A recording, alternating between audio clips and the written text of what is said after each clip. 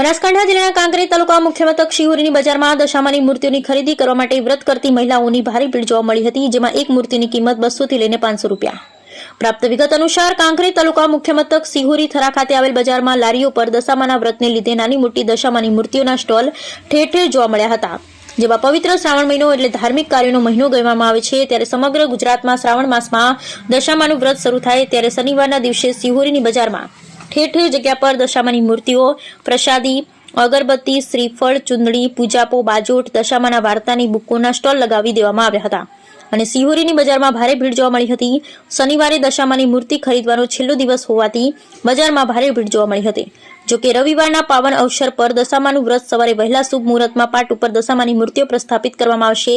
ત્યારે હવે રવિવારથી દશામાના વ્રત ચાલુ થાય એટલે લોકો આજુબાજુના ગામડાઓ લોકો થરા અને શિહોરીની બજારમાં દશામાની મૂર્તિઓ ખરીદી કરવા માટે વ્રત કરતી મહિલાઓની ભીડ જામી હતી, જેમાં ચાલુ વરસાદે વિરામ બાદ પણ સાંજ સુધીમાં મોટા પ્રમાણમાં મૂર્તિઓનું વેચાણ થઈ રહ્યું હતું. Bureau report Ramjibhai Ragor, Kankrej, Banaskantha.